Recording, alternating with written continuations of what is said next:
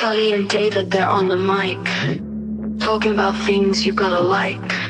Holy Cruelers is the name. Kelly and David bringing the flame. Lost and wisdom all in store. Podcasts that you can't ignore.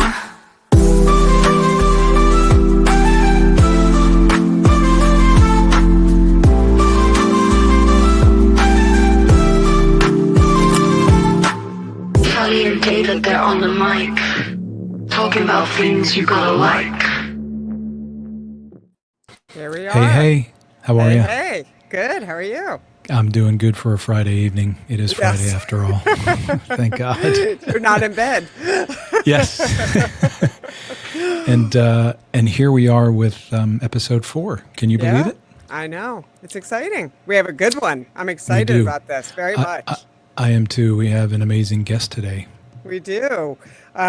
Today we have the pleasure of speaking with Myra Adams, the visionary behind Hidden Leaf Homestead in South Londonderry, Vermont. As a Vermont licensed Tier 1 outdoor cannabis cultivator, Myra has transformed her personal journey into a mission to provide high-quality, small-batch cannabis through safe and legal means. Inspired by her husband's battle with PTSD and Ehlers-Danlos syndrome, she witnessed firsthand the relief that cannabis can offer where traditional pharmaceuticals fall short. That's right. And this experience ignited her passion to cultivate not only cannabis, excuse me, but also a community that advocates for accessible and destigmatized use, especially among veterans. Beyond cannabis, Hidden Leaf Homestead embodies sustainable living, offering farm-fresh eggs and homegrown vegetables, reflecting Myra's commitment to self-reliance and health. Join us today as we delve into Myra's inspiring journey, exploring how personal adversity can seed a venture that brings healing and hope to others. So, ladies and gentlemen, please welcome Myra. Hello there, Myra. Hi, Myra. Hi, guys. Thank you so much for being our guest today. We're really excited to learn everything and to hear your story. Well, thank you for making me sound so awesome.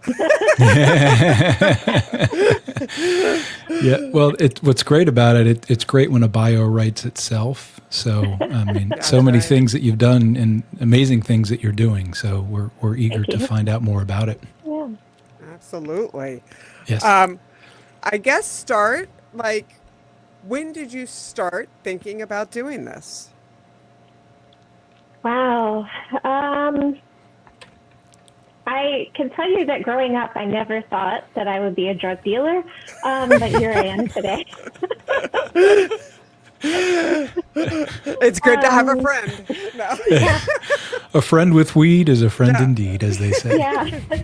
But actually, I had started thinking about it when I lived in North Carolina. We had a really close friend that grew cannabis, and law enforcement really started to crack down. So he had stopped, and it was so expensive to buy there on the black market. And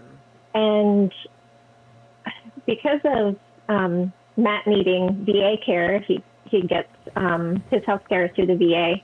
Mm-hmm. It's not so great in North Carolina. I think not because we don't try, but because there's so many veterans in the area that they just get overwhelmed. So we were looking for a place where we could not only get him better health care, but a place that was more tolerant and even supportive of cannabis. Right. And so we decided on Vermont, and that's how we ended up here. And I started to grow for him just personally, a small amount of plants. And when Vermont decided to roll out the adult use recreational market, we decided that I'd give it a go and see how it went. And it went from there. So how long ago was that you moved up to the Vermont then? We moved to Vermont in 2019. And then I got my license in 2022. Can you tell us a little bit about that? about what getting was a that? license. Sure. Yes. Absolutely. I'm definitely interested in what the process was like to become officially licensed by Vermont So Cannabis Control Board. yeah, it is different in every state. And I do have to give props to Vermont that they're really trying to focus on the small growers. They really want to get the legacy growers, or AKA the black market growers, into the legal market. So they're trying to keep things small and be really supportive of small businesses, which is the Vermont way. There's not like a whole lot of, you won't find a whole lot of big corporations here. Vermont's really known for its craft market across the board, you know, everything from beer to cannabis to maple syrup, honey. Vermont products are really well made, and they're often made by small, like family operations and that sort of thing. Well, I would imagine the weather there makes it also a smaller group of people, only because Yes, you probably have a very limited time frame. And there's only 648,000-ish people that live in Vermont, so it's a very, it's not a very populated state to begin with. Right. So just wanted to give Vermont some credit there. Yeah. But the licensing process, so it started in 2022, and growers were able to apply for their license that May. But they were in the process of trying to build the plane while flying it.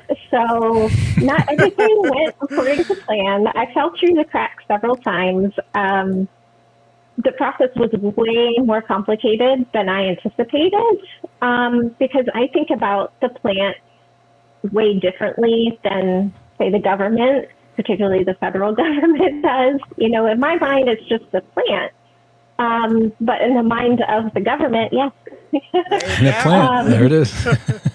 It's a Schedule I drug, so which doesn't make any sense. It shouldn't be there. But anyway, you have to go through a background check process. We had to submit like a site plan, like exactly where your plants were going to be.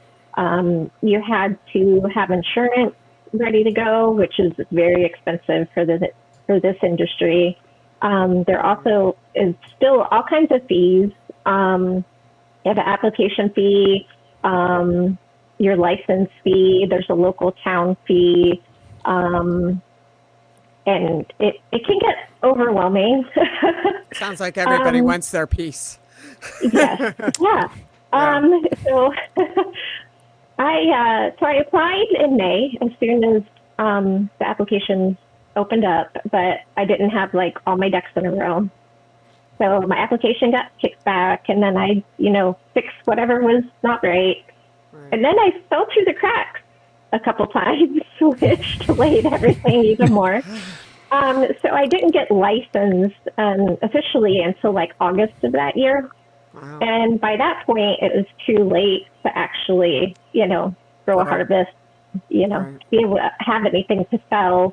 I had grown probably a little more than I should have, because I was, trying to see how many plants, that I could hide behind my house because they can't be visible from the road. That's another law. Oh.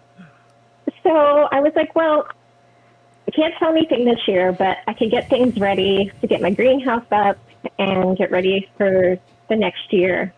Unfortunately, the Vermont Department of Environmental Conservation said, your property is wetlands, so you can't do all this work that you need to do to put up your greenhouse, because it did involve some clearing of trees and some excavation work. We had to build a pad for the greenhouse. They were like, you can get a permit, but you need to hire an engineer to do it, and you can't do it until the spring of the following year. So I had to wait until spring of 2023. I had an engineer come out, and immediately, like as soon as she got out of her vehicle, she introduced herself and was looking over my property, and she's like, I don't think this is a wetland. And I was like, I didn't think so either. we do have some drainage issues because there's a town culvert that goes under the road that exits out onto our property, and it's all rusted out. So my thought was that, and some of the excavators that I had look at it, they thought that because the culvert was all rusted, that water was just seeping into the ground and coming across my property, causing it to be wet in areas and to puddle up. Right. So the engineer, she did her delineation, and she came back to me and said, yeah, it's definitely not a wetland. So I'm going to talk to the state, and we'll come up with a plan to meet and get on the same page about everything. So that didn't happen until August of 2023. Again, wow. way too late to get anything done. A year wasted. Yeah. So, so the state representative, she said that because from her point of view, it was a developing wetland, that I only had until the end of the year to do my excavation. And if I didn't get it done, then I had to start the delineation process all over again in 2024. Oh, so thankfully, I think I went through like 10 excavation companies trying to find somebody that could do the work that needed to be done before, let's say, it was August. Winter here gets pretty sketchy by November. So I had September, 2 months basically to get it done. To find somebody to get it done. So thankfully, I did find a company that committed to the work and came and got it done. By this point, I was completely out of money. Like I didn't know how I was ask that. Continue. I mean, like, I can't imagine what you've already put out. Yeah, it was.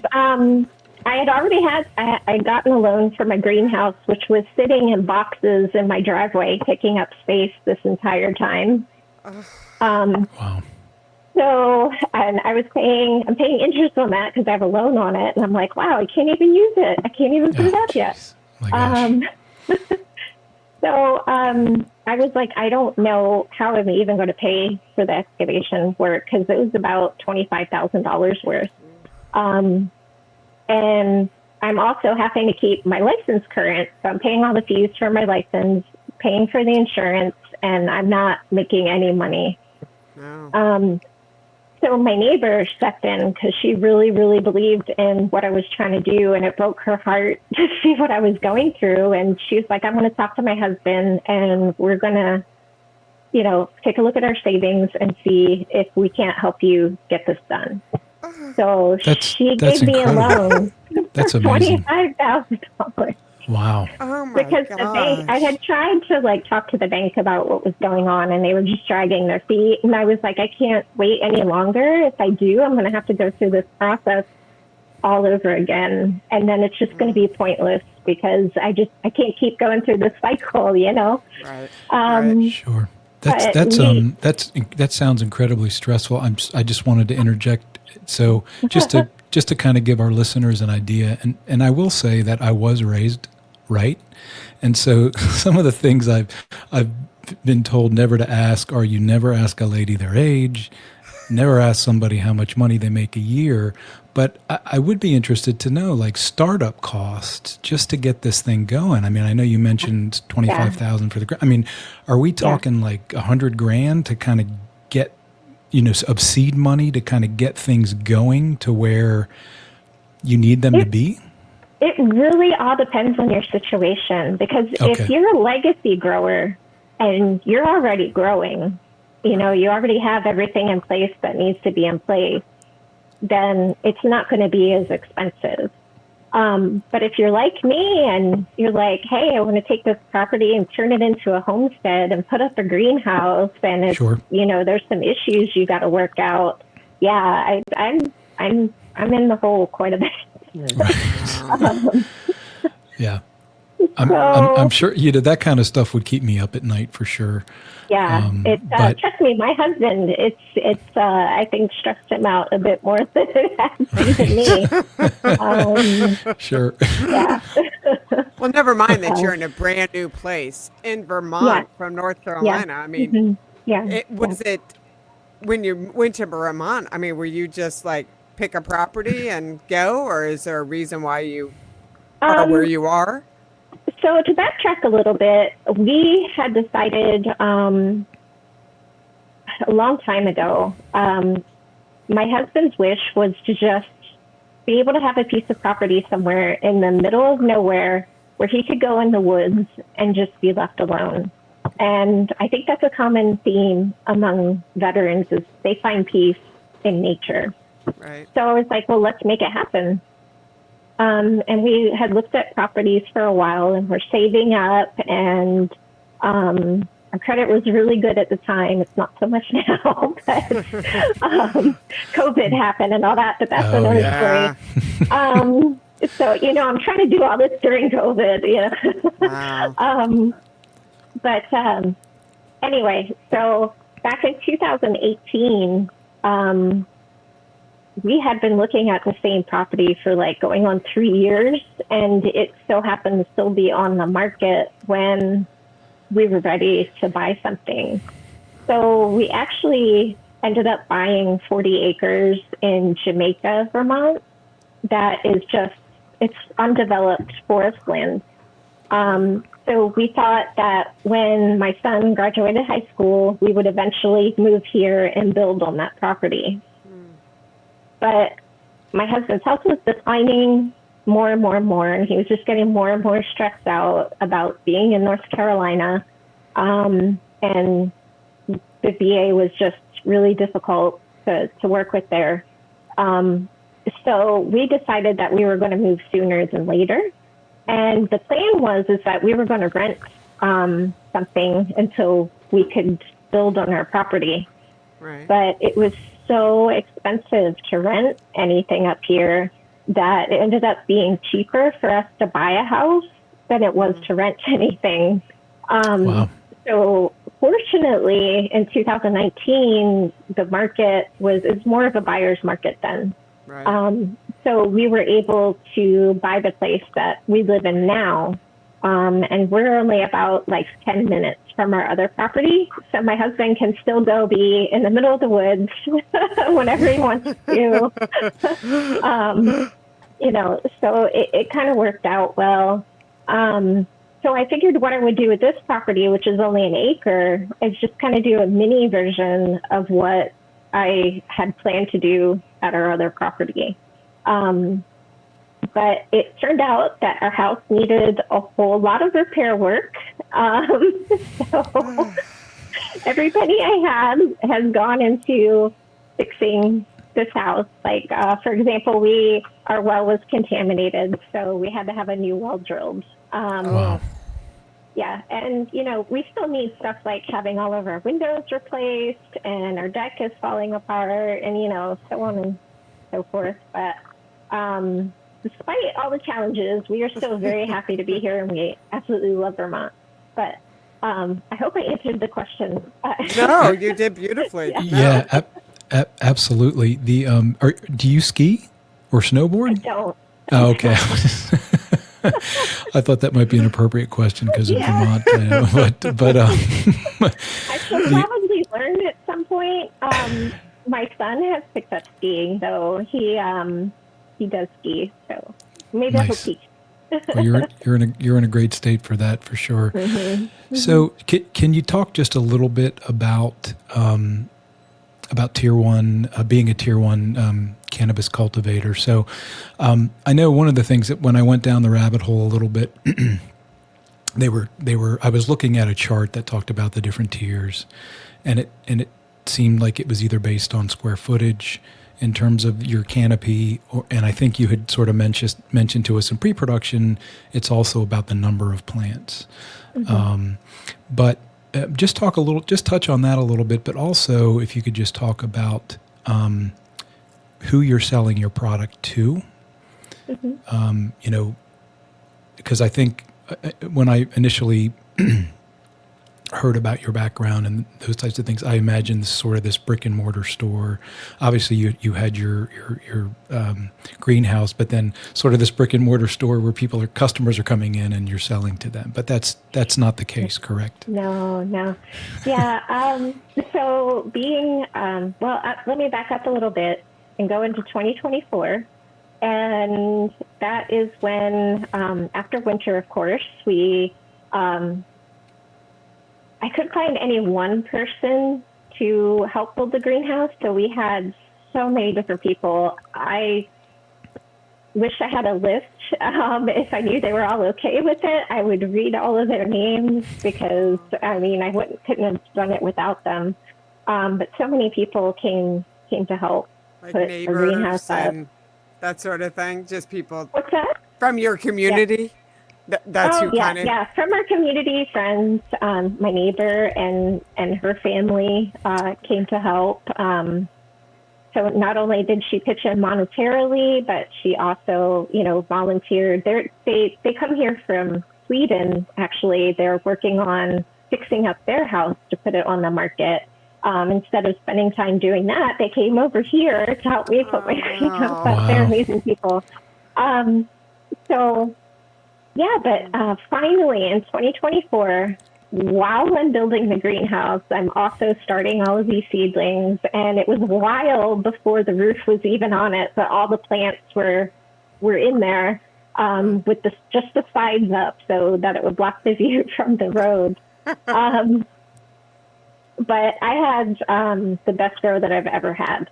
And that was thanks to everybody that has helped me out. A lot of love, a lot of hard work went into growing these plants.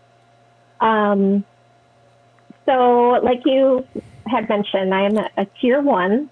So we're either limited to 125 plants or 1,000 square foot canopy.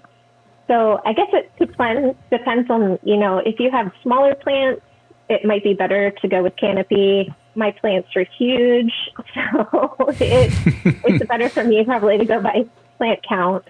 But just to make it easier, I just go by the 125 plants.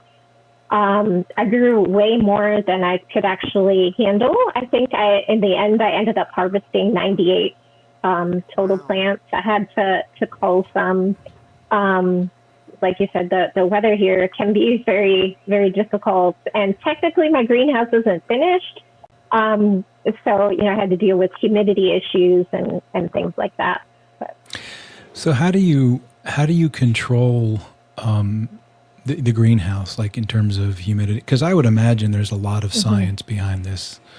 So I ran out of time and I ran out of money again. So the only things that I had in there to help me was my greenhouse thankfully has huge roll-up doors on both sides. So I had plenty of ventilation, and I just ran fans.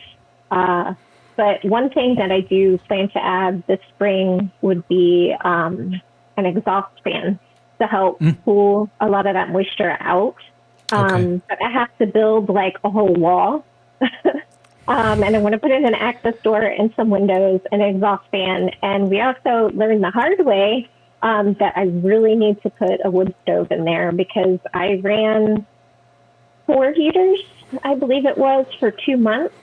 And electricity in Vermont is insanely expensive. Wow.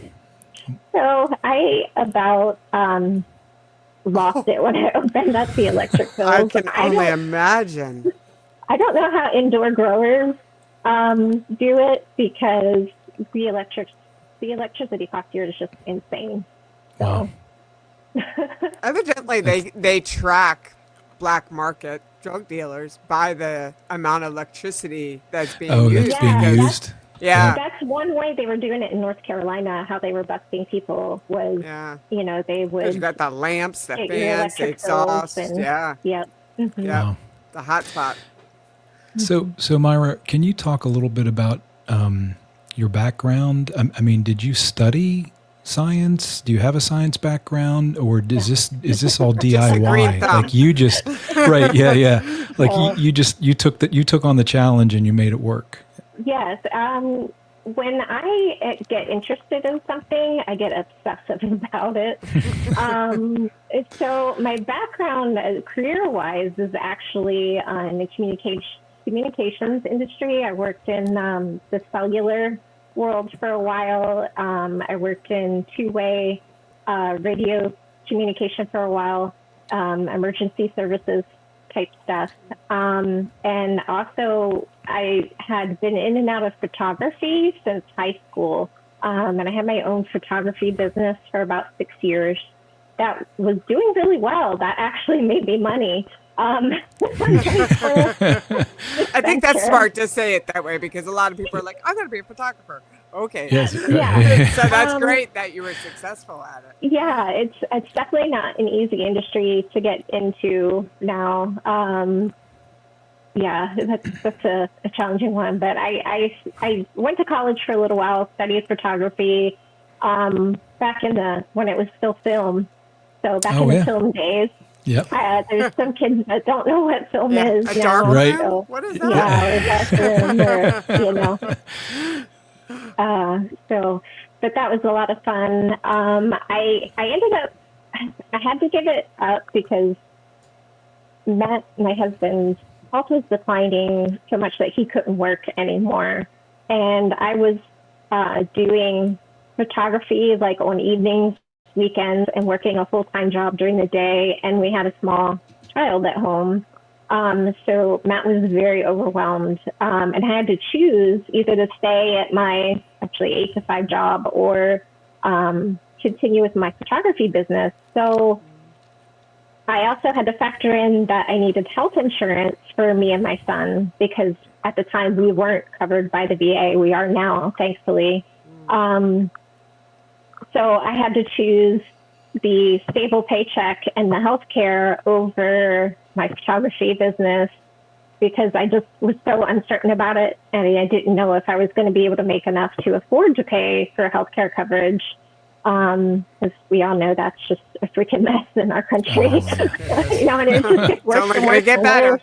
Yeah, it hasn't gotten better yet. So, but yeah, so that's my background. I really started to get interested in gardening. I got tired of sitting behind a computer all day, which was, mainly what I did in my other job. So I started spending more time outside gardening, and then I got my son involved, and, we would grow little vegetables, tomatoes and zucchini and eggplant and all that kind of stuff. So, Nice. And then, I tried to suck up as much information as I could from my friends that grew, and just kind of learn a little bit about that. And then when we came to Vermont, I really started diving into it. I went to YouTube University, watched as many videos as I could. I bought I actually have it right here, the Cannabis Encyclopedia. Oh. Highly recommend this for anybody that wants to get into cannabis, that, maybe doesn't know a whole lot about it and wants to learn. I also met a lot of amazing growers up here that helped coach me along the way and get me to the point where I am today. How many, I don't know if you know this, but how many, growers are there in Vermont? I mean, is that a popular thing since that did come through? So I don't know how many unlicensed growers there are in Vermont, but licensed, I think it's around 400. Wow. And that's kind of an issue that we're running into in Vermont, is kind of like a bottleneck of supply, because we only have, I'm not sure the exact number off the top of my head, but I want to say it's between 90 and 100 retailers. So I think you have 400 growers, only Everybody's 90 to 100 retailers. Can you only sell? Everybody. Can you only sell to people in Vermont? Yes. Yes, you can only sell to people in the state. The retailers can only source from people in the state. and it's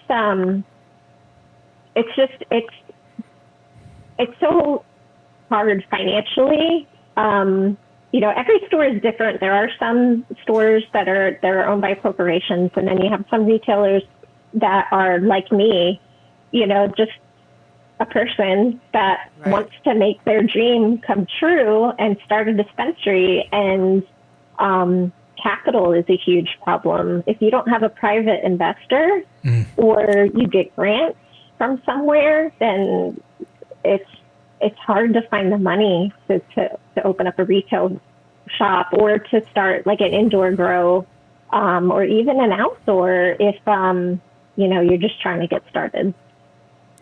Are there any cultivators that are backed by corporate money? I'm sure. Yeah. So those would those typically be like a tier 4, tier 5 they kind of would a be thing? your tier 4, tier 5s. Okay. But I don't think there's that many. There's like maybe 1 or 2. Okay. And the CCB did close those licenses, so they're currently nobody can apply for those. Okay. So they're trying to keep. I believe right now only tier 1 and tier 2 is open, maybe 3. Okay. I've been kind of out of the loop on it. We're getting ready. The CCB is getting ready to go through a whole rulemaking change process. And it's also the start of the legislative season. So there's so many changes going on. And that's part of the hard part about being in this market too, is every year the laws change, the rules and regulations change, and you have to keep up on all that stuff. So, right. Yeah. And I'm also working another job now so that I can continue to support the farm. So I'm trying to do that and this and keep up with everything that's going on. But and have a husband and a child and all of that. Wow. Thankfully, my little one is old enough now that he can kind of function on his own, If you don't mind me asking, how old is he? He's 14. So can I ask what the response of like classmates or friends, or is there still like, oh, your mom, she grows weed? Like, what is that like? Back in my day, it probably would have been cool, but these days, kids just don't seem as interested in it. Thank goodness. I mean, it's really a good thing. But yeah, my son is not interested in all in what I do. We did have an issue where my drying room is in the house, and when you harvest the plants, they smell. I don't want to say bad, but some people think they smell. They gotta smell. They have a particular smell. Right. That smell permeates everything. So I was having to Febreze my son down before he would go to school because, and I had to email his teachers, and I'm like, I'm a cannabis cultivator. If my son smells like weed, he is not smoking it. It's my fault. Oh, wow. That's my funny. goodness. God, horribly, this reminds me of back in the 90s when I did smoke cigarettes, and my kids would be like, my teacher thinks I'm smoking cigarettes. Yeah, it reminds me of that. And I was terrible, and I did, you know what I mean? But yeah, it reminds me of that. So I can only imagine they'd probably be like, yeah, my mom, she sells weed now. They probably would thought that was kind of cool. But that's funny. Yeah, it's like those little things that you got to think about. Does he help? Yeah. Is he involved with help? No. He's not interested in putting his hands in the dirt and doing it? No. He did like gardening when he was younger, but just because of all the rules and regulations and the stigma, I try to keep him as far removed from it as possible.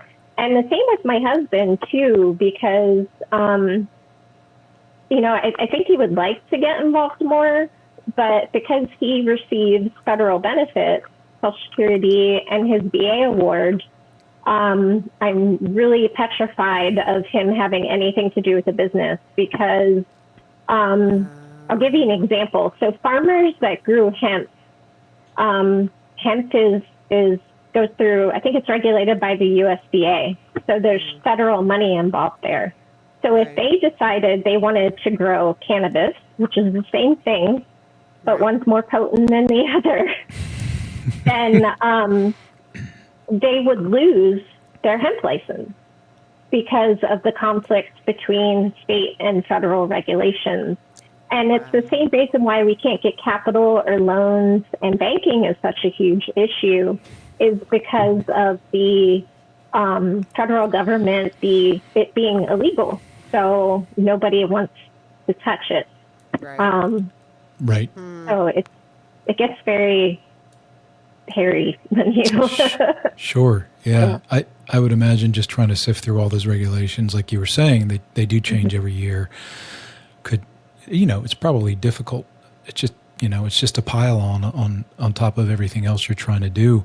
Can the state board, the control board, can they just come to your property unannounced to do any kind of an inspection, or? Yeah. So they can. So they don't need to tell you. They can just knock on your door and say, "Hey, we want to take a look around." I haven't ran into that myself yet. Okay. The only time my inspector comes is when it's time for my renewal. And he does tell me that he's coming, and, Okay. he checks to make sure that I'm, abiding by everything that I need to abide by in order to renew my license. You mean he's not But trying to put like roadblocks in front of you? Usually Yeah, no, inspectors no, are no. like, "Oh, I'm going to find something. I got to find no. something." No, and my inspector anyway is great. I've heard nothing but good things about the other inspectors. They really try to help us and just make sure that we're doing the right things, because they know how crazy it can get and how overwhelming it is to try to keep up with all the changes. So our CCB is, I think, been really supportive. They really listen to us, and they try to keep in mind, what we're going through and balance the laws that they have to enforce. Unfortunately, if the law is made at the legislative level, there's nothing the CCB can do about it to change that law, except for they say that they're not advocates for us, but in the way they do advocate, they will go to the legislature and say, "Hey, this is what people are running into. This is what we would like to see change." And then there's other advocacy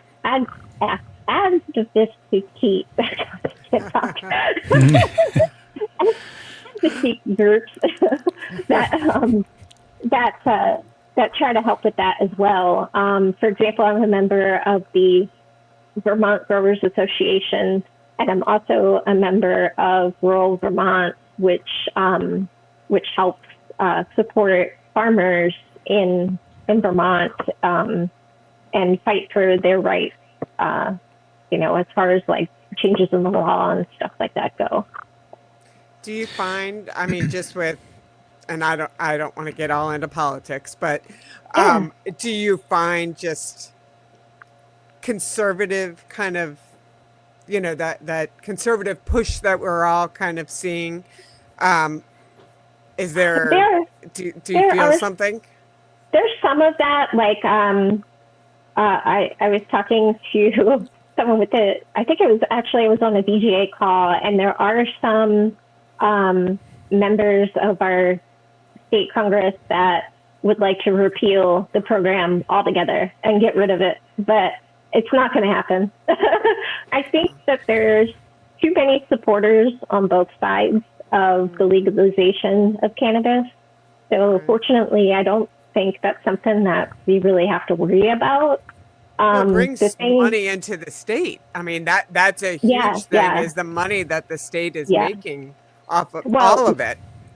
Last year, the cannabis excise tax outpaced tobacco and alcohol revenue. There you go. So, you would think that those raw metrics would make someone not want to put legislative roadblocks in place, right? Because it's amazing for that kind of money to bring it into the state. I'm assuming that the product is considered a commodity, right? Just like anything else any other kind of agricultural product.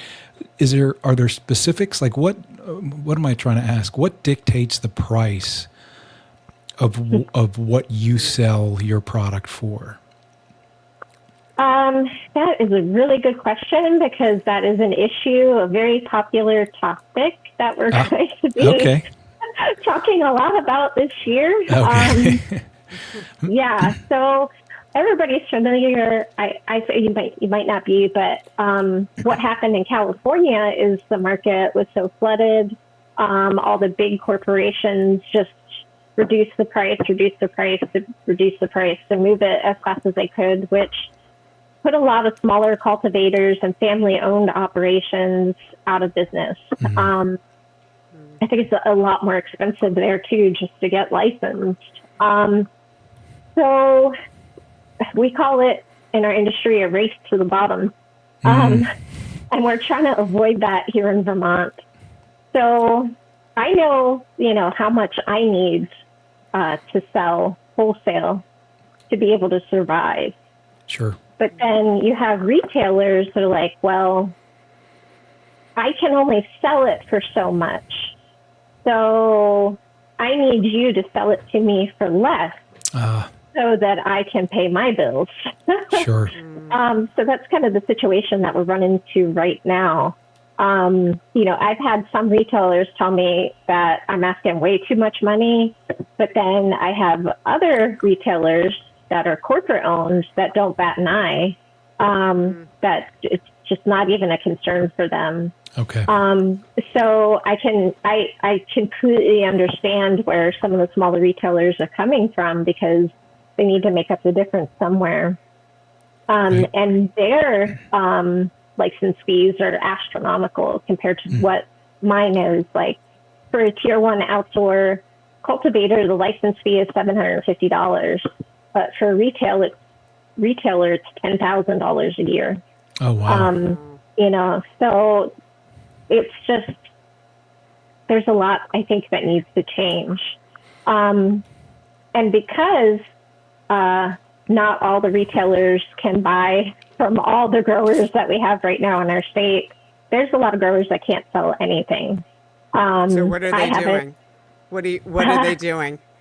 They're going to go out of business and not be able to renew their license. So one of the things that we're fighting for this year is direct to consumer sales for cultivators, because we're an agricultural product. And if you want to go to another farm and say buy direct from the farmer, which is a very popular thing to do here in Vermont because we have so many small farms, you can do that.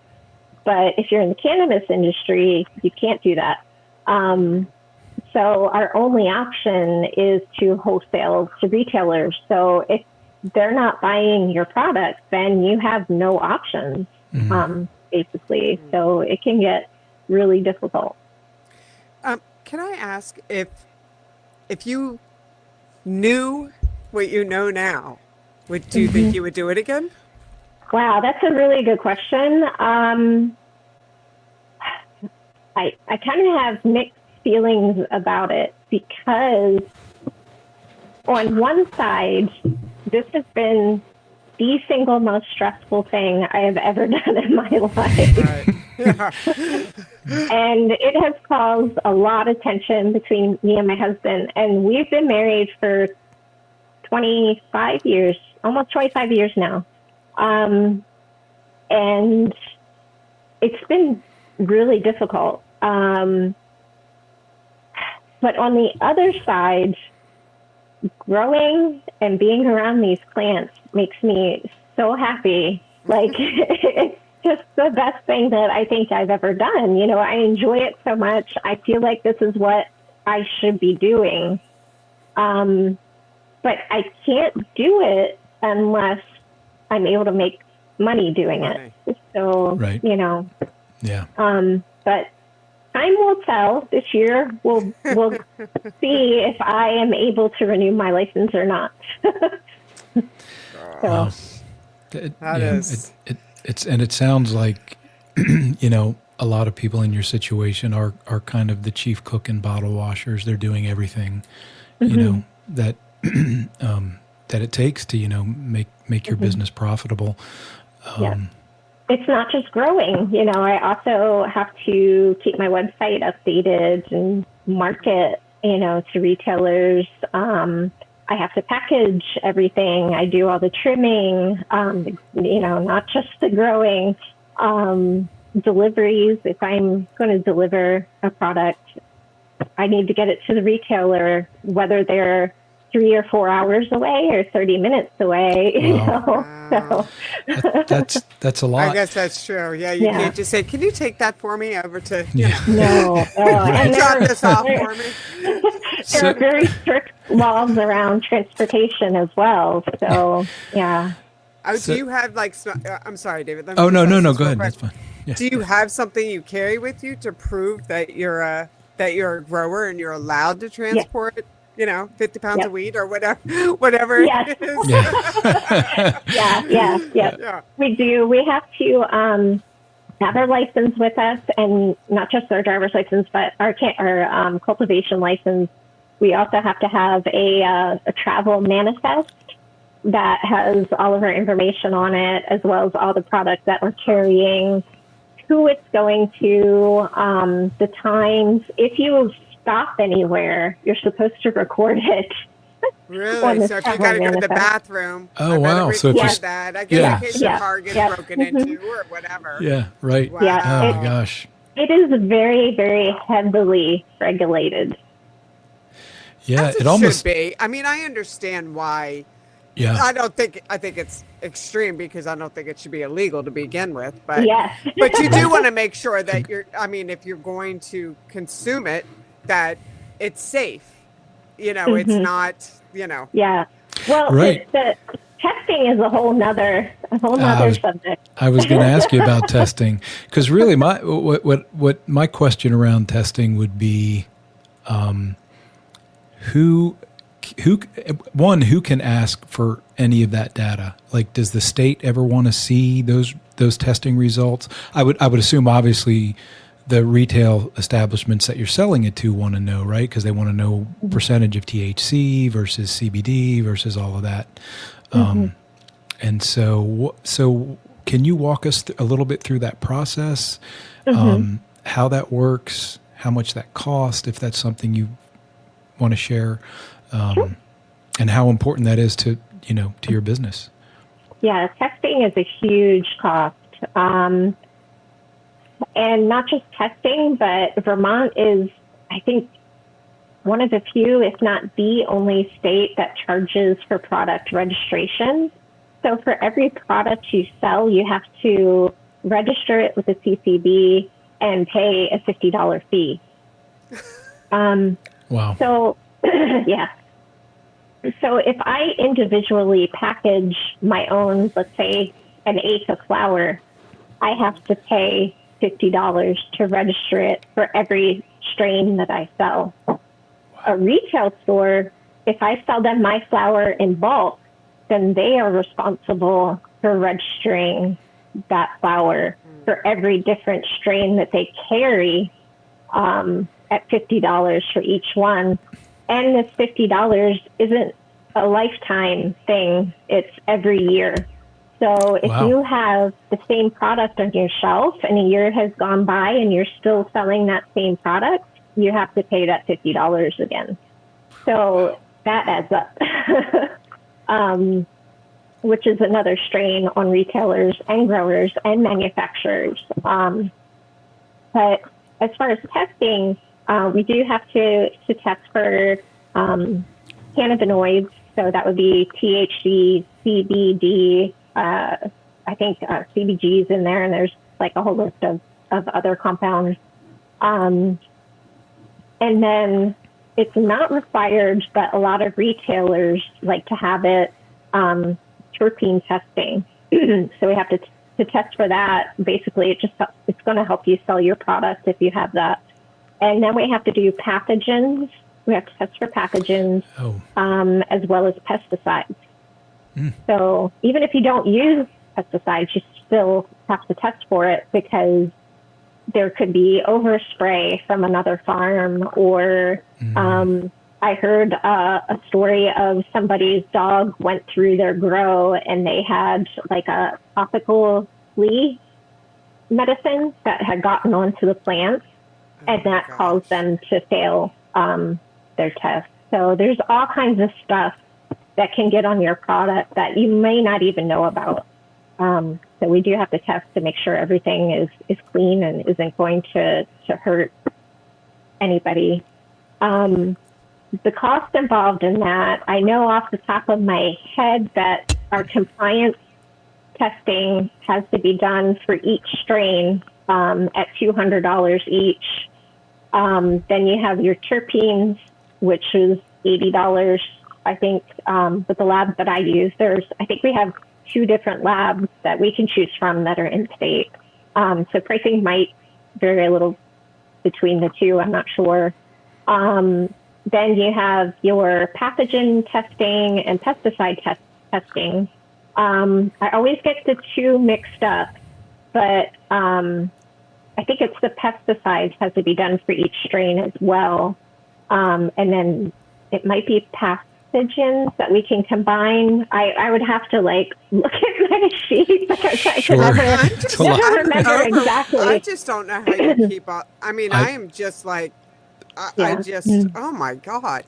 Yeah, there's one of it's either the pesticides or pathogens where we can combine up to 5 strains for a single test, which is helpful. But I had 6 strains this year, so I had to pay an extra like $200, I think it was, to test that one separately. So next year, I know just don't grow any more than 5 strains to save myself.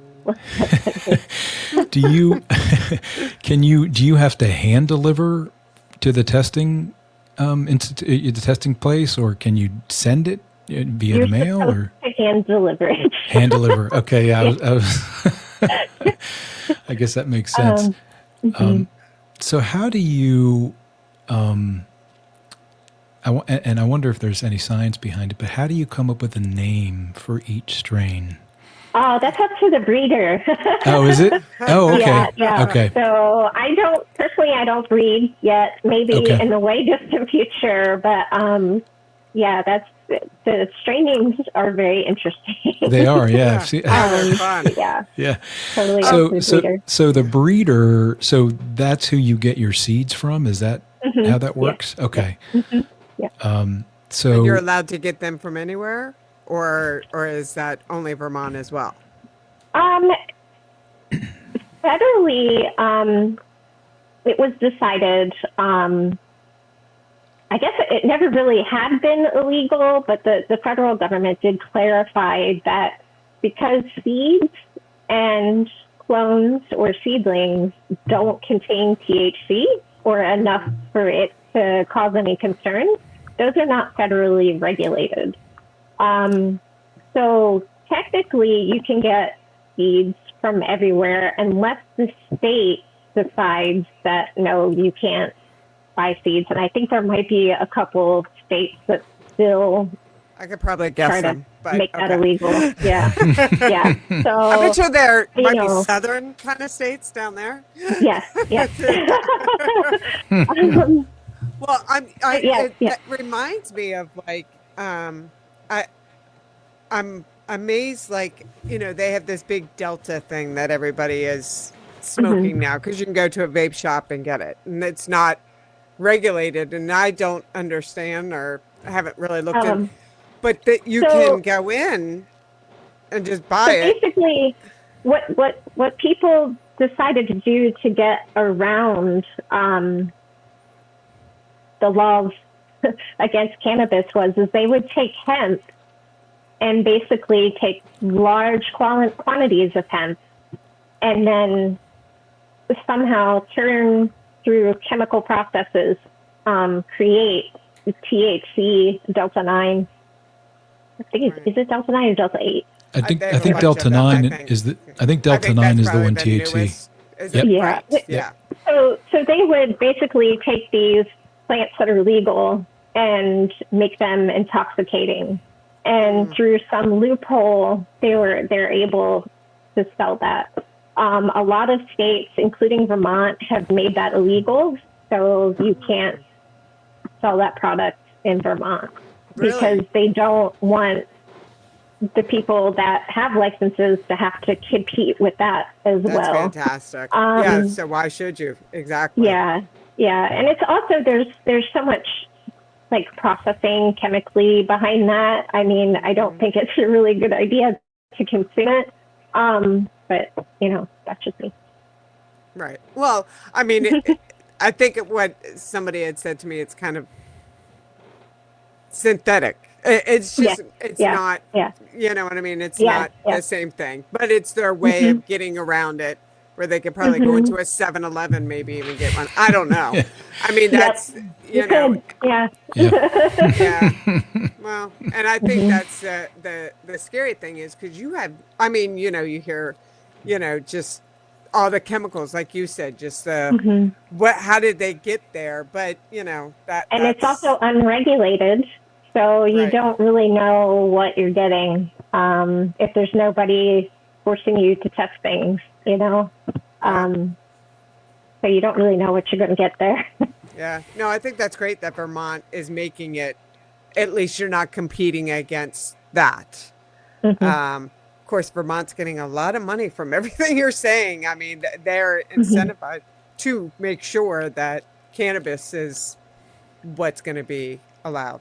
Uh, um, is there, because federally it is illegal and state-wise it's legal?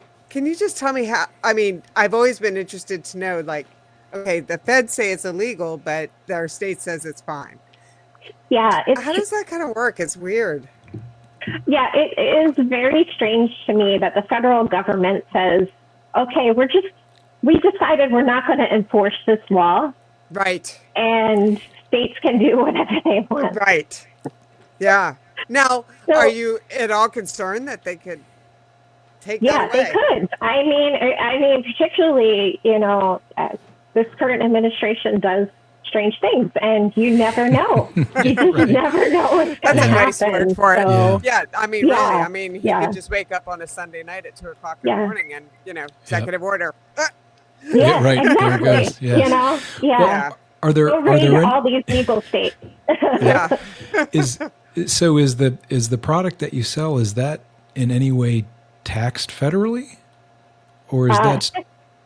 we are taxed federally, actually. You Yeah, are, okay. Okay. we pay more federal taxes than probably any other business because there's this federal tax clause called 280E, Mm, which basically says if you are in the business that the federal government considers illegal, any money that you make from that is still taxable. So, I but love at a that. much higher rate. Oh Yeah. my God. Oh my gosh. That So is, yeah, Yeah. I haven't had to worry about that yet because I haven't made any money, but I hope to soon. Right. But it's just another tax there that's making it so difficult for cannabis businesses, especially smaller ones, to be able to stay in business because all your profit is going to the federal government. So I often have these daydreams about like having a tea party and screaming taxation without representation and um, it really sucks. It does. It's not fair. It's not fair that it's still federally illegal. It shouldn't be. There's no reason for it to be, especially Schedule One. Right. It's safer than alcohol and tobacco and a lot of other drugs that it's on the same schedule with. So nothing makes sense, and that's the frustrating part. But that's another reason why I keep growing it and trying to educate people about it and, just support it in any way that I can to help people realize how stupid it is. It's still well, illegal. you said about Matt that it was something that was, that he needed for, Yeah. and so what can you say about what it does? I know that I know what it Yeah. does. David knows what it does, but Yeah. how So- that helps. So Matt had never done an illegal drug in his life. Never, not even cannabis. When he was in the Marine Corps, he smoked, he drank. That was about it. He thought, he really, kind of like most people, had a bad impression of cannabis. I didn't, because I had consumed it at the age of 14. So like I started early. My girl. But I'm not like, I don't smoke frequently. I'm actually more of an edible person. And if I do consume it, it's like a gummy before I go to bed. But after he got out of the Marine Corps, he became an automotive technician. So mechanic, he would work on cars and stuff. And his body was wrecked after the Marine Corps, but I don't think his profession of choice did him any favors. It just was still really hard on his body. And a really good friend of ours that happened to be a grower was like, man, you really got to try this. Just try it. And it made a world of difference for him. Is either move and be in pain, or smoke cannabis and be able to not be in pain constantly. So, because he would have days where he could barely get out of bed, and he doesn't have that issue when he's able to consume cannabis. So, is there a it preference really, for him? really, Is he a What's that? gummy person? Is he a gummy person or a? so, and this 'Cause it is is another different. issue. This is another issue with the laws, is that edibles they can't be very high potency, and he has a very high tolerance. So he probably would eat edibles if he could, but he would have to eat like $100 worth in one sitting to get any benefit from it. So he just sticks to smoking flower. I did get him a vaporizer to try to help with the amount of particulate that is entering his lungs, to try to help out there. But he still smokes too. So I'm like trying to get him to stop that. But Well, yeah, and I think that for people that don't know, I don't know, but I'll just tell you what I heard. That an edible is very different in the way that it kind of comes through your body. yeah. An edible it takes much longer, and you don't know until you're in the throes of it actually how you're reacting to it. Yeah, it takes a while for your stomach to break it down and then for it to enter your bloodstream. Whereas if you inhale it, it's going to hit your bloodstream a lot faster. Right. I am really enjoying the beverages, because they are like, I heard about that. the best of both worlds. You can drink it, and it hits you a lot faster because your body is able to metabolize that and digest it so much faster than a solid. So some of those seltzers are good. they're I've really enjoyed good. a few of those. Those are good. My They have girlfriend great had an flavors too. Arnold Palmer kind. Oh Yeah. So We have apple cider up here. That's my new favorite. Oh, that's nice. That's very nice. I'll share with you an edible story, if I may. Oh yeah. These are usually funny. Yeah. It was. So a person I know who's very close to me actually has made. I don't know if he continues to make, but in the past has made some great brownies. But he had, it was all homemade, and they were packaged in a DIY saran wrap with just some handwritten labels, stickers with Sharpie on it. And so he had said, hey, I'm going to leave some of these for you. So, at your leisure. And so I had read one, and it was a full brownie, and it had said clearly on it 10 milligrams. And so one night before I went to bed, I ate the entire brownie. It was delicious. It was very good. And I fell asleep, and I think maybe about 5 hours later, I woke up and I could not get out of bed. I mean, literally, I felt, I mean, it was, the one thing I explained to the person who made these was that I was trying to go downstairs from the bedroom downstairs into the kitchen to get some water. And your legs didn't work. Exactly. I was trying to talk myself down and just say, okay, this is obviously from this brownie. And so I was I felt like I was reteaching myself how to walk down a set of stairs. Anyway, the long and short of that story is when I told this person about it, they said, I think you read that label wrong, and it ended up being 100 milligram brownie instead of what I thought was a 10 milligram brownie. And so, yeah, that was, I have not made that mistake since. But just for the record, he probably doesn't remember this. I got a text message in the throes of this that said, I cannot move. I don't know what's wrong with me. I cannot move. I mean, and I think it came in at like 2 o'clock in the morning or something it was, like that. yeah. I woke up in the morning and I was like, what?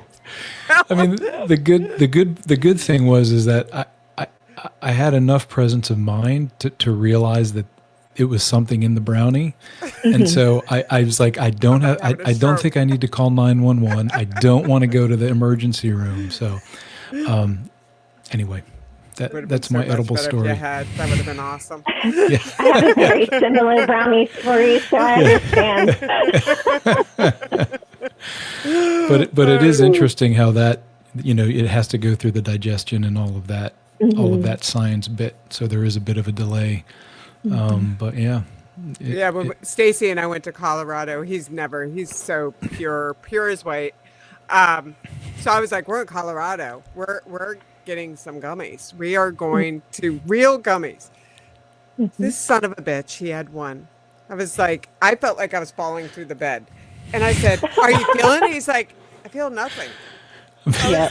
What the hell? He has that damn enzyme or whatever it is that it does nothing. But I'll let you know, the last night before we left, 4 seemed to do the trick though. Oh. I was like, finally. Yeah. Get this pure as white boy I'm such a bad influence, I guess. I don't know. Yeah. My husband, I call him a heavyweight. He could probably still function on the 100 milligram brownie, and that would probably be good for him. I'm a featherweight, on the other hand, and 5 milligrams. That's it. That's all I need. Yeah. It is interesting. I was in D.C. and I was there for Pride, and people were just sitting on the sidewalk smoking, like just out in front of everybody. In some places, thank goodness, it is becoming much more acceptable. It's really funny because, like, I told people that we were doing this episode, and people that I thought were very, I said to a coworker, I said, you probably won't want to listen to this one.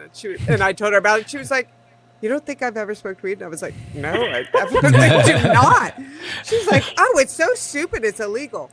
And this is somebody that I would consider very conservative. So it's definitely becoming more and more, Yeah. I feel like maybe even more so now than smoking tobacco. Oh, much so. Yeah. Oh, yeah. It's almost like tobacco is like, no, we don't. Oh, yeah. No, it's true. I do have something about consumption in Vermont that'll probably blow your mind. Because actually consuming it in Vermont is illegal unless you're a homeowner. So this is another law that we're trying to change. You have to be a homeowner. Yeah. Like you can't be a renter. You have to be a homeowner. You can be a renter, but you need the permission of your landlord. Oh my before you gosh. can So consume. that's probably how they get people that are in apartment buildings and that sort of thing not to be Yep. smoking it in the Right. community. So it Hmm. probably is Yep. There free, is smoke-free there are zones. no consumption lounges. It's you can't smoke in public. You're not supposed to smoke in your car because they don't want you driving Oh, yeah, while you're intoxicated, obviously. right. Um, and then you have to have permission if you rent. So the only place that Hmm, you can smoke is in a home that you own or your friend's home, which right. doesn't make much sense. No, I wonder why that is. Right. I mean, it is kind of strange that they haven't taken on something like Amsterdam, where they have Mm-hmm. cafes to go into or whatever, since they've come this far. And I guess that's Mm-hmm. just where hopefully it'll eventually go, Yes. that it'll be much Mm-hmm. looser. So, So but Vermont relies a lot on tourism, especially during ski mm, season. hmm, So you think about all those people that come here and they're like, yay, it's legal in Vermont, but you right, can't smoke it anywhere. right, Right. right. Oh, that's funny. That's true. I mean, it's not like you're Yeah. going to go to a hotel. They'd probably boot you out or, Mhm. hmm, that is interesting. It is. Mhm. Yeah. So, Myra, are there any synergies that exist with some of your other things that you do on your farm, like your chickens and growing vegetables, and your between that and synergies with cannabis cultivation? Do they Yes, somehow complement each other? they can. Yeah, yeah. The problem that I ran into is the delays that I ran into with cannabis, of course, caused delays with everything else that I wanted to do. Oh, yeah. Sure. Um, and then we had started out with chickens. Chickens were the first thing that I had. We have a flock of layers, and then every year we raise meat birds for Okay. meat. So unfortunately, last year a fox had been running rampant in our neighborhood and was just eating everybody's chickens. Mm, So I lost an entire flock and had to start over again. Oh, So jeez. unfortunately, I don't have any eggs to sell right now Right. because my new flock, they just aren't laying as well as my last flock did, especially during the winter. We've had like a crazy cold winter this year. yeah. Um, so I do have some frozen chickens still, but we've been eating those like crazy. Yeah. I do really need to sell some, but we've been eating them all. Um, I did get some raised beds built last year, but I didn't grow enough to really make it profitable or even have enough to really sell. Um, so my hopes were that growing the cannabis would enable me to grow more vegetables and things because I couldn't, there's no way that I could support this little farm on selling just tomatoes. It just wouldn't Right. happen. Sure. So, Nah, Yep. nah. and even if I don't have enough to sell, I would like to at least have enough to donate, like to local food shelters and stuff like that. Just so that we have enough to consume ourselves, and then I can donate to people that are in need of food. Would be great. I'd be happy with doing that. But I just need the time and the money to be able to grow more because just having, a couple raised beds with tomatoes isn't going to cut it. So it's still something that I'm working towards. And yeah, my tax guy this year, he's like, you have a lot of expenses. Are you planning on making any revenue anytime soon? I'm like, I'm Yeah. trying. I really Yeah. am. I would Yeah. love to, but it just hasn't been in the cards yet. So we'll see. What Yeah. is the dream? Like, do you want to build like on your 40, what did you say? Yes, 40 40 acres. acres? Is Yeah, that the yeah. dream and to have the everything Yeah, there? I mean, 38 of the acres is in a program called Current Use, and we really want to conserve the forest land there. but 2 acres would be plenty for me to have a house on, and then, still be able to grow cannabis and expand maybe, not just our vegetable offerings and fruit and stuff like that, but maybe also get some different types of animals to have on the farm as well. So that's Is the it dream cool? anyway. Yeah. But That sounds like a wonderful dream to me. It definitely does. Yeah. It's been such a struggle just to get the little mini version to work out. Yeah. So, Right. I'm like, Yeah. I don't know. Yeah, work on what you got now, and then if that happens, that's wonderful. But if as long Mhm. as you're surviving where you are, and your husband has a place to go out Yeah, to, yeah. and you take care of. I think it's beautiful. I mean, all of this sounds like it's come from your taking care of your family, and Yeah. then Mhm. expanding it, and Yeah. trying to offer it to other families and other people. Yeah. I'm like, if it has helped us this much, then Yeah. if I can help others too, that is awesome. Yeah. No, No, I think it's awesome. amazing. I mean, when you talked about just the little things that people in your community were doing to help you, like it's your one neighbor, giving you a loan. I mean, that's She's that's from not Sweden, though. She's not Well, American. right. I'm Well, only still, kidding. I'm only kidding. She's I mean- American. Oh, she is. She's Well, I'm only American. kidding. that's I was- that's not she something you is- run into that often. No, you don't run into that Yeah. kind of Yeah. community. I think taken it's care amazing of. that community is there. Now, I do have a question, and before I forget, I know you mentioned. I think your son is 14. Is that right? Mhm. Yeah. Yep. So, was there ever an opportunity where you were invited to present at like a career day when he was in school to talk about? Because I've been waiting for that to come up. I think that'd be Actually, super cool. I think that would be great. Everybody be- suddenly would want to come over to their house. Can we come over to your house and hang out? yeah, and it's when we do have when he does have his friends over, whenever he would make a new friend, I would make sure that I was upfront with the parents. Hey, there's a lot of weed on my property. Right. Yeah. Oh, it's all away from where the children will be. But I do just put that disclaimer out there so that they know, and that if they are, God forbid, somebody is like super against cannabis, I don't want to be blindsided. Well, So I'm just yeah. upfront. I think that's great. Have you had anybody kind of be like, oh, Not in Vermont, not yet. That's fantastic. Even it my really son's is. teachers are like, it's Vermont. We understand. It's okay. So, I was grateful I need for to that.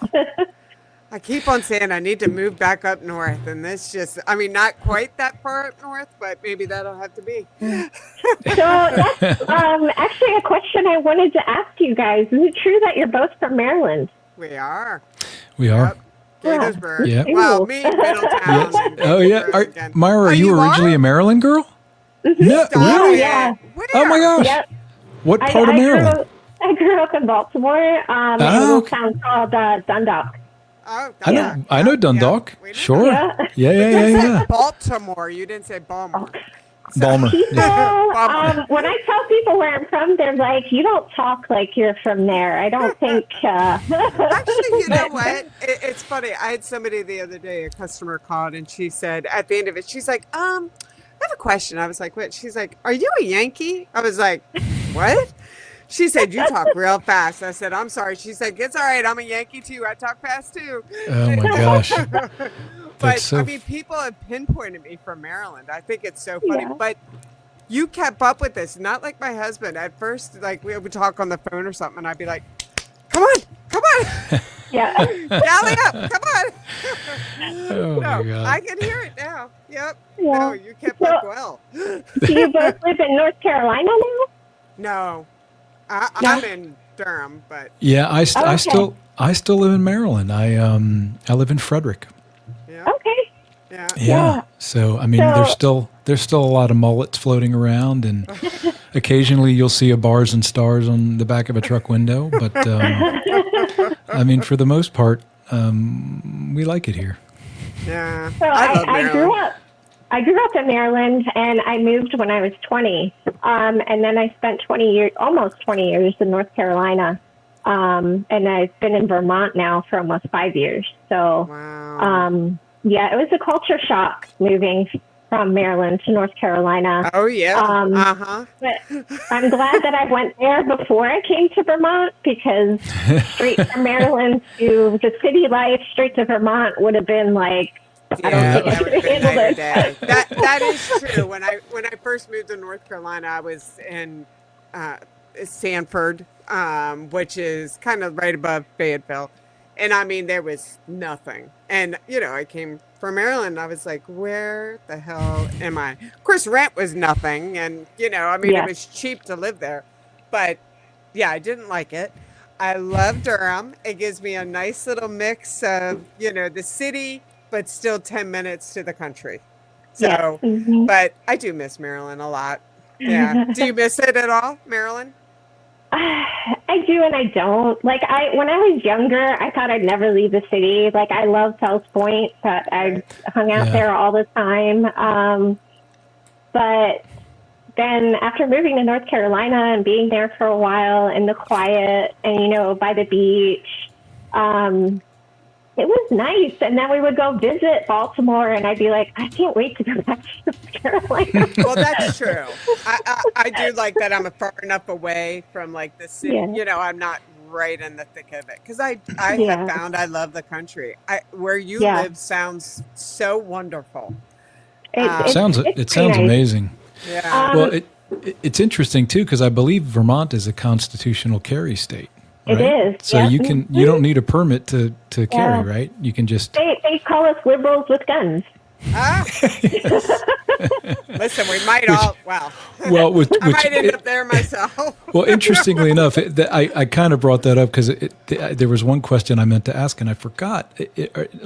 Are there any things that you need to think about, like in terms of growing, cultivating cannabis? Anything around security on your farm? Oh Yeah. We actually have security requirements that we have to meet based on what tier we are. And of course, Okay. the higher the tier, the more security requirements you have to meet. Okay. So, like, I have to have security cameras on the plants at all times.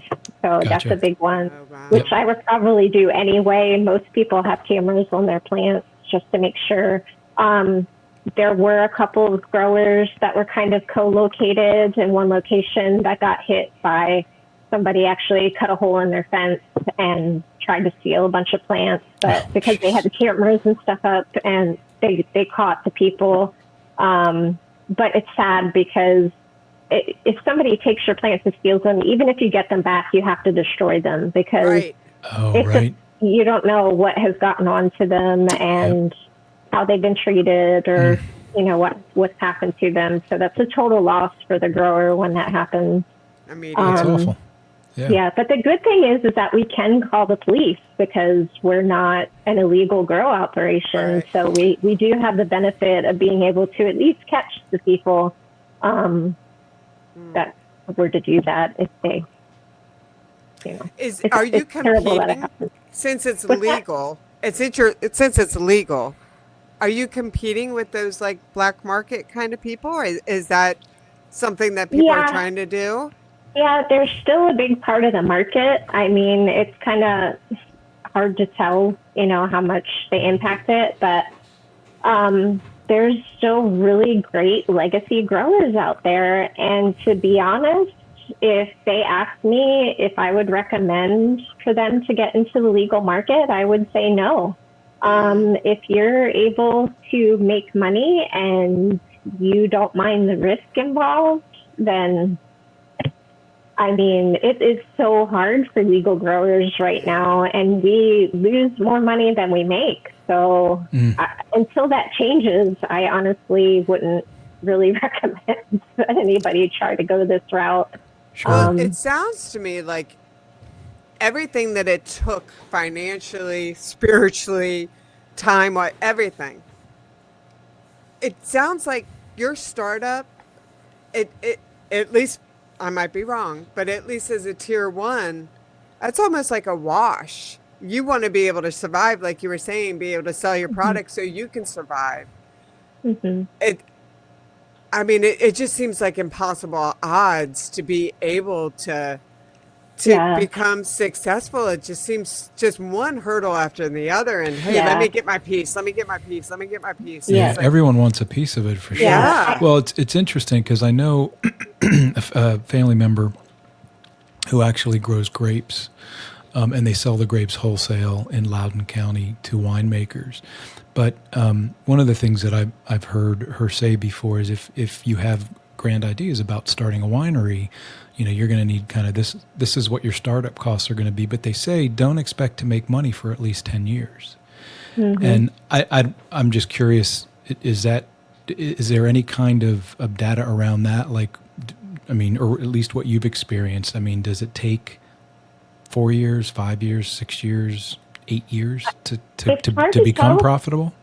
Well, it's changing so rapidly that it's really hard to tell. And I think that the only reason why cannabis businesses that got into it at the beginning are still around today is if they have money, if they have the capital investment, and they have people that can ride out the storm until things settle down. Sure. But if you're trying to enter the market right now, it's going to be a really tough road. That's why I tried to get in at the beginning, because at the beginning, retailers were trying to get, product from anywhere they could get it from. Right. And so if you were in early in the game, you were able to build those relationships and, establish, that connection with people.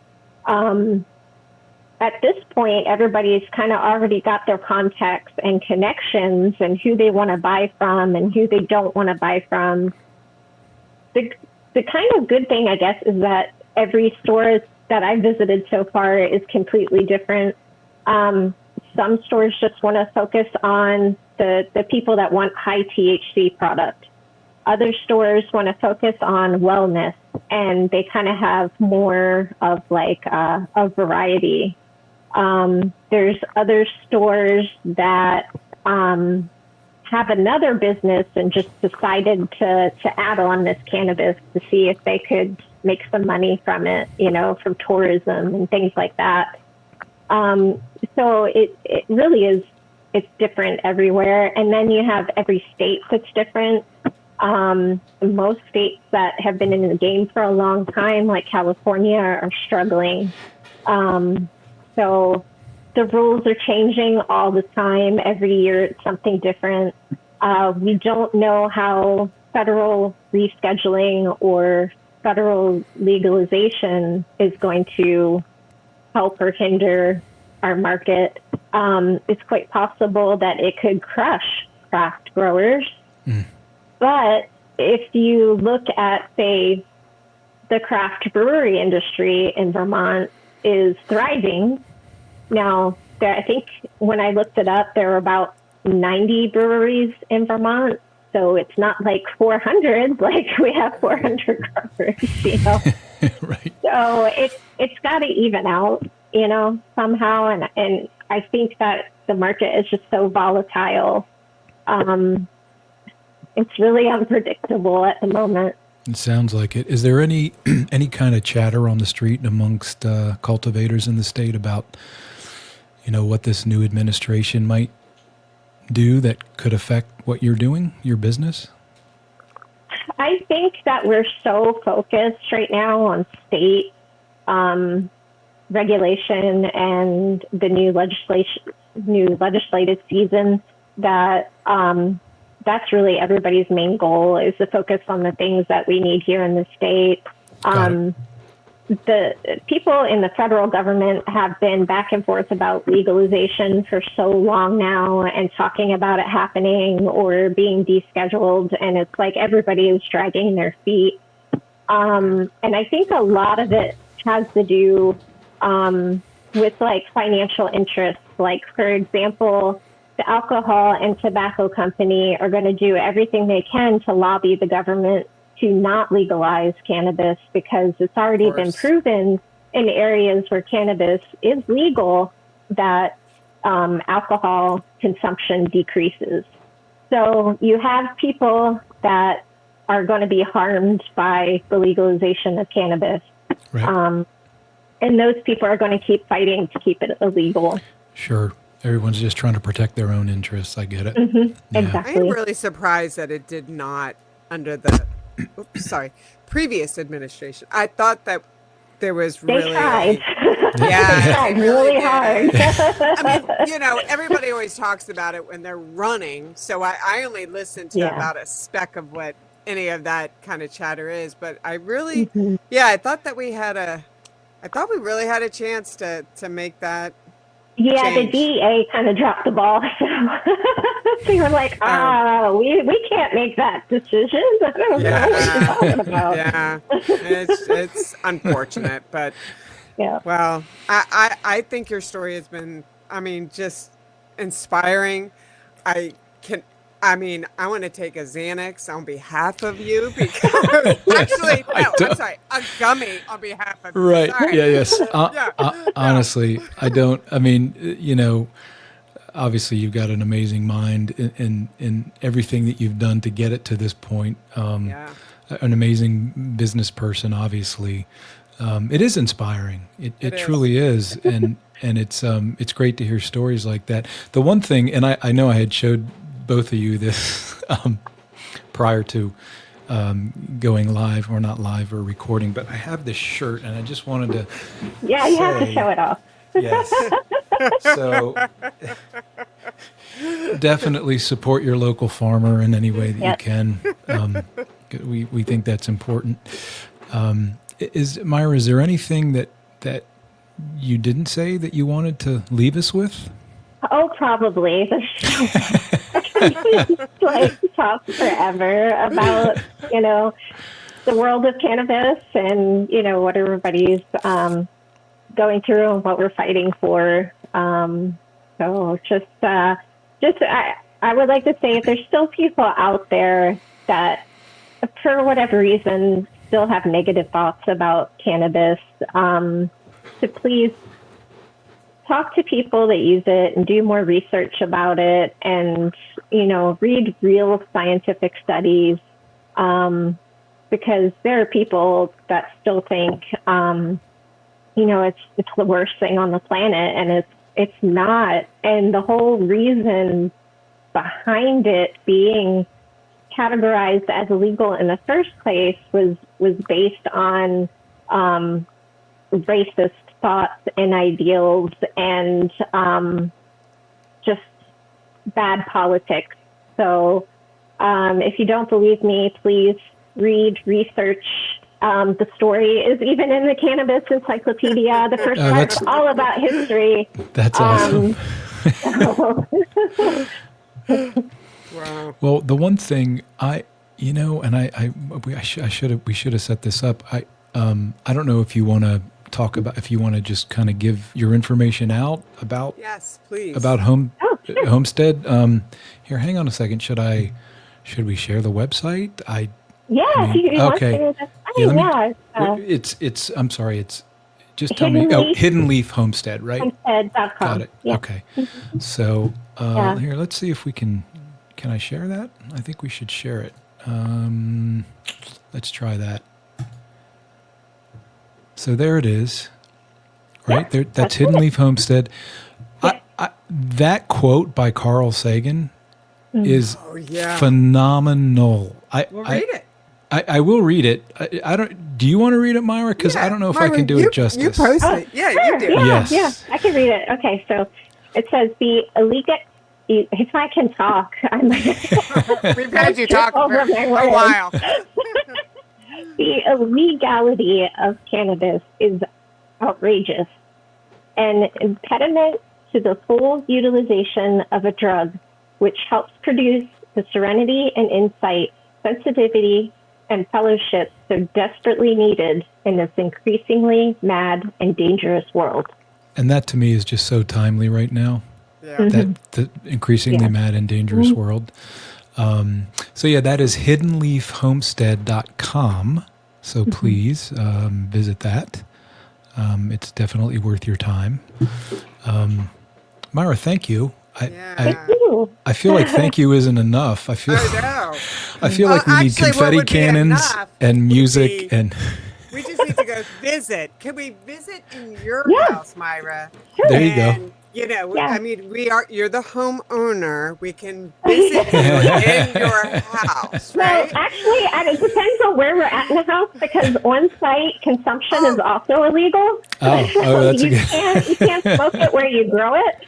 So if we're on the far side of the house, we should be okay. Oh my golly. Gosh, I didn't even think about that. Your poor husband's in a broom closet, isn't he? But you're allowed out of the broom closet. He just goes into the middle of the woods and he's good. That is too funny. Oh my goodness. Well, Thank Myra, you again, so much. Thank you so Thank very, you very much. for having me and listening. It was I was really worried because your first two guests were.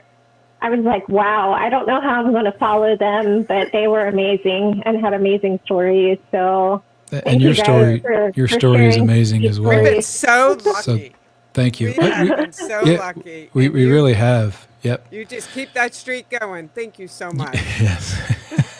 Very good. So, Myra, it's up to you if you want to stick around. Usually we just kind of close this dumpster fire with some shameless self-promotion. Oh my God, I'm just glad that you aren't having me read from the chat GPT thing about the, what was it? The food? What was it? Wait, what the hell are we talking about? Are we talking not- about another guest? The end of your last podcast. Oh, Yes, That that's was right. Are they going to have me do that? my kid watched that and they were like, I almost threw up. Like, I it was so disgusting to hear you. I totally forgot about the AI theater segment. We should do this. What we should do is, Myra, we should have you back just to do that Yeah. segment. Oh, no. You get to be the slutty one this time. Oh, get gosh. it's impossible. Don't worry. Or maybe we could do it based on, I don't know, like a scene from Fast Times at Ridgemont High or something with Spicoli. Well, shit, now we got to do that. That's I don't know. fun. Yes. We need our samples to come in the mail, and then we can do that. No, we're not getting any samples. Like, we got to go to Vermont. Yes, right. Well, I do have to tell you about another podcast I was on. It was the first podcast that I've ever been on. This is only my second, but it's called Cannisations with Chris. Oh, And cool. normally what he does is he gets high with whoever he's interviewing. And Right. then, they have really interesting conversations. But it's all about cannabis in Vermont and the people that are involved in the industry here in the state. So just a that's so little shameless cool. plug for him. oh, I love that. We will I'm going to have to watch. go. Yeah, we should go. Is it You should check it out. Is it Yeah. audio? It's audio only, Okay. and you'll have to check out the episode called "Hiding with Hidden Leaf." Hide. Oh, that's Hiding with fantastic. Hidden Leaf. Hiding Oh, with I Hidden love Leaf. that. Yeah, the other thing is I used to as a career choice dabble in content creation and some graphic stuff, but I love your logo. Yeah, Did me you too. design that yourself? Yeah, the Yeah. Hidden Leaf Homestead logo. That's fantastic. Oh, Yeah. thank you. I can't take all the credit. I hand drew it like terribly, and gave my graphics designer, who's actually in North Carolina. His name's Joe at Empire Graphics in North Carolina. A little Awesome. shameless plug for him as well. Thank you, Joe at Empire Graphics. That's awesome. So, I'm really good with Photoshop, but I don't know anything about the other program where you do logos and stuff like that. And like Adobe Illustrator or something similar to that. Okay, yeah. sure. So Yep. I was like, I drew it terribly, and was like, Joe, this is what I want, and this is kind of the typeface I'm looking for, and he got it perfect. No, So. that's really beautiful. It is beautiful. Yeah, I love it. He I also love it. helped me. I designed my photography business logo as well, and he helped me put that together too. So Now, do you still do Nice to that, have Myra? a friend that can do stuff like Yeah, that, isn't it? it is. yeah. I'm sorry Mo- for David. He does not have one in me, but I have one in him. Well, I mean, I have there's so Stacy. many other Stacy. other things I get Stacy from you, does Kelly. stuff. I mean, the ridicule you heap upon me on a daily basis keeps me grounded. I mean, let's be real. That's good. We could talk Yeah. about that in another episode. But before we go, Myra, I'm just going to add some of this, a little bit of this shameless self promotion, if that's okay. Yeah, of course. So let me let's see if I can technically get that to work. So let's stand by for that or not. We shall see. Let's It's right see. there, David. Just Oh yeah, press there the it is. button. Up, Holy Trollers with Kelly and David. You can follow and like us on Facebook at Holy Trollers with Kelly and David. Subscribe on YouTube at Holy Trollers. Listen on Spotify at Holy Trollers with Kelly and David for the third time, or was it the second time? However many times I said that. If you want to leave a message, if you're interested in being a guest on our show, please do that. Leave a message with our friend Ronan on Google Voice at 240-415-9247. So again, thank you for being with us. Episode 4, Holy Trollers with Kelly and David. There we go. So again, Myra, thank you so much. And Thank you, guys. thank you. Thank you. And we'll send you the link to this, I guess, once we get it up. Okay. And I guess that's it for episode 4. Thank you again. Thank you. And Thank we'll you, see you Myra, next so time. much. Yep. Yeah. Thank you. Thank you. It Thank was you. great meeting you guys. It was Nice great meeting you as well. I'm bummed you're all the way in Vermont. Yeah. Looks like a road trip. Yep. That's right. Thank you. Thanks again. Take care, Bye. everyone. All right. Bye, Bye-bye. everybody. Kelly and David, they're on the mic. Talking about things you gotta like.